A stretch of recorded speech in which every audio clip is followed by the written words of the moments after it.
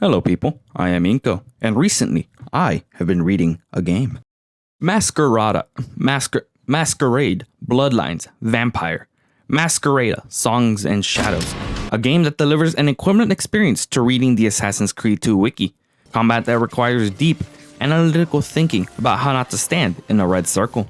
In this game you'll engage in conversations about morality and politics that are all thankfully voiced with better quality than anime dubs, and a gripping and engaging story so long as you allow it to grope and engage you. While the title of the game may sound like nonsense, allow me to assuage you, as indeed every character does wear a mask, and shadows can be seen surgically grafted onto people, no matter the angle of the sun or where light may be coming from. And songs come from the fact that their society revolves around music. When someone dies, their death is transcribed and put into a music box for all to laugh. Eras are also called canticles, because when an era ends, a mixtape drops. Or is it when a mixtape drops that the era ends? The lore is not clear about this. You take the role as the titular Persona 5 character Cicero Gavar, who has returned from his exile of 5 years after his brother Cyrus had a society moment. Your return will be met with jeers and disapproval by everyone who is not integral to the plot. That is because they do not know how important you are to the plot, as you are the best inspettore, which roughly translates from spaghetti to inspector.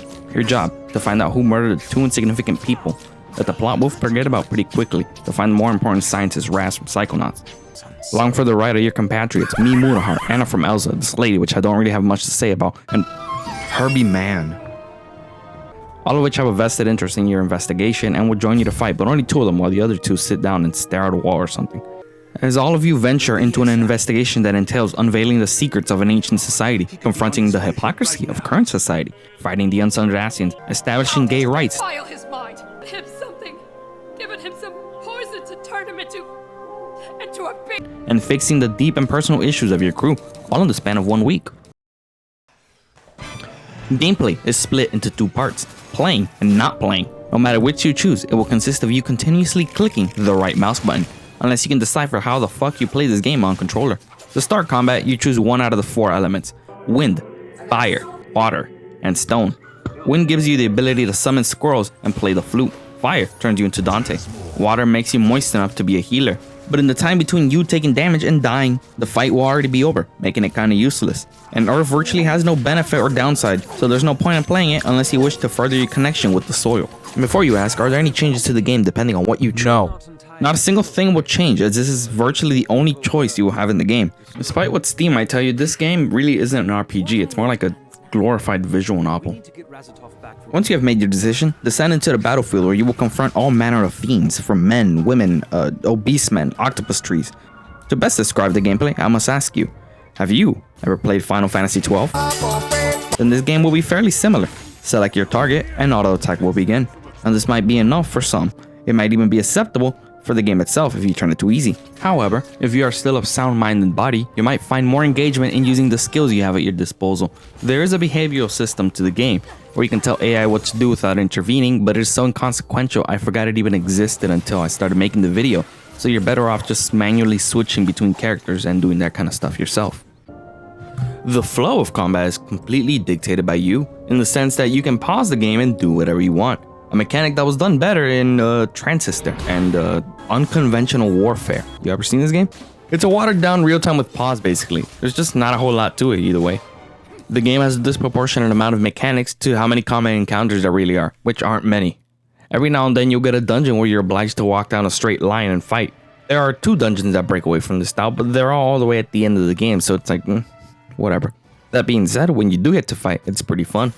You can trample people with horses, use your flute to electrocute people to death, and other stuff depending on what you decide to do. Boss fights are sort of where this game shines on.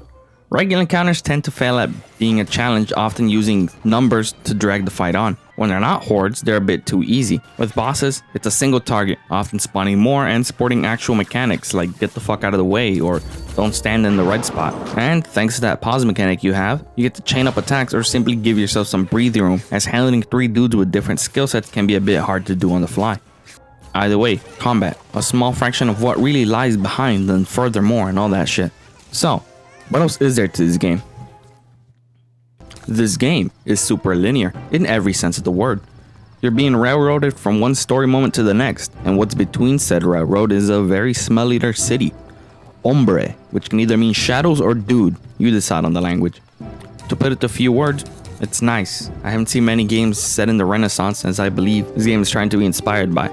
Poor districts are barely illuminated since the streets are lined with huge buildings, castles, and all the important places have that circle look from the Renaissance and shit, and I'd probably have a lot more to say if I knew more about Renaissance architecture. Big populated streets with unique NPCs, not really though. At least they keep the art style when it translates to 3D environments, but then again, you have 2D pre-rendered ones all over the place. They do look distracting as apparently someone rendered them 360p while everything looks shiny and smooth. You get to visit the rich streets, the poor people hang out, the orphanage that also doubles as a brothel. Yeah, look at this interior design though. There's supposed to be a war going on, right? None of these streets look war-torn. What the fuck, game? However, and this is a pretty big however, you can't interact with anything in the city. It's basically a really nice hallway the game pushes you through. The only thing you can do is find some more masks or flowers. NPC will have something to say, but never to you. The one incentive you have to quote unquote explore is that you might find areas that give you small little lore dumps. Because democracy basically means government by the people, of the people, for the people. But the people are retarded. Before I begin, I want to preface this a little. I have what is known as the zoomer brain, and I cannot be fucked to sit down and watch cutscenes when there's gameplay to be had. I passively enjoy stories. When cutscenes play, it's assigned to check my phone for memes or whatever, because my primary objective when gaming is to enjoy the pressing of buttons and to have the game praise me like a good boy, which is not something that occurs during story moments. However, this is not to say I don't enjoy stories in games. I simply don't put as much importance to them as others might. Why bring this up? Because Masquerada takes the story very seriously. I said it earlier that you gotta let the story grope you to enjoy, and that's definitely true. If you're not hooked on what it's trying to tell you, there's really no point in playing the game. Otherwise, you have average gameplay and the ability to walk around the city. Fortunately, whoever did put their D&D campaign in the game knows how to write. And I'm also going to guess that this person was a bard because they wrote a whole world where being a bard is a respectable profession. Sorry, but no. Fighting with musical instruments has only been cool in one movie, and that was Kung Fu Hustle. Lore.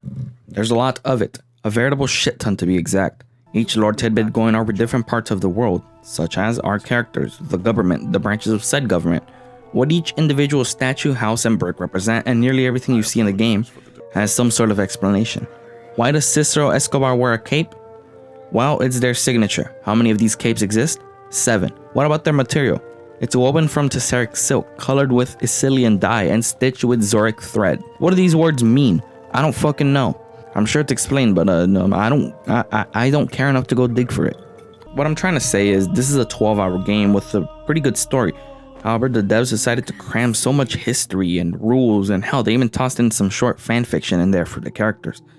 And most of it you don't even need to understand what's going on. You could just accept that the culture of Hombre revolves around music, or you could read and see that the real reason is because Hombre was a state founded by a bunch of refugees escaping religious oppression. However, they did not have talented people, but they did have music, and just about anyone can sing.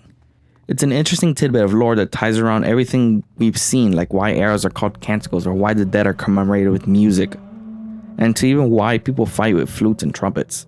The densely packed game that lets all these details exist in the background for players to discover if they so choose to do so.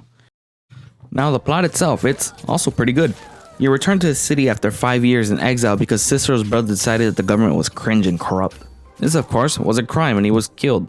Or maybe he was killed for the fact that he started a violent revolt which also got a bunch of people killed. I'm not quite sure.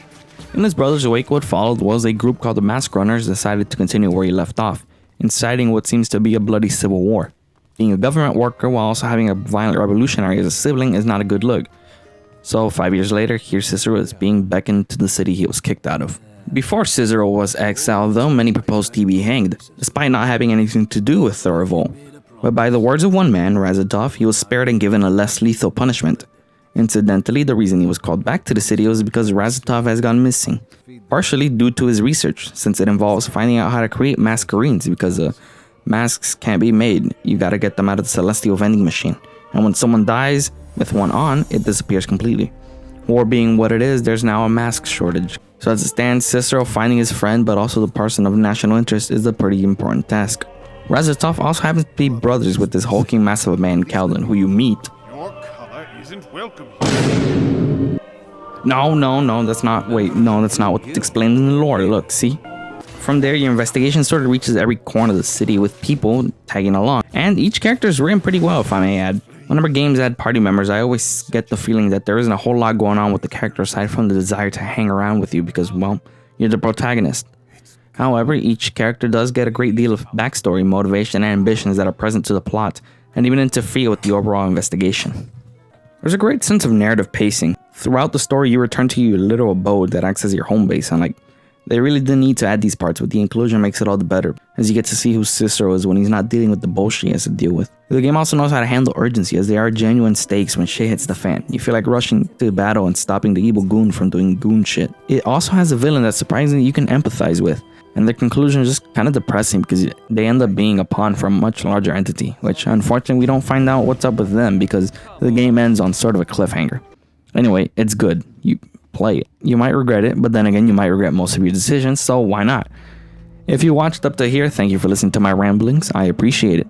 I will be trying to shit out more videos at a consistent rate, but only if I figure out what to play next. Fun video games are hard to find nowadays. Plus, I recently got into building Gundam, and that takes about 90% of my free time. I will do what I can. You know what to do with the like and dislike button, and more to come soon, so I'll see you next time.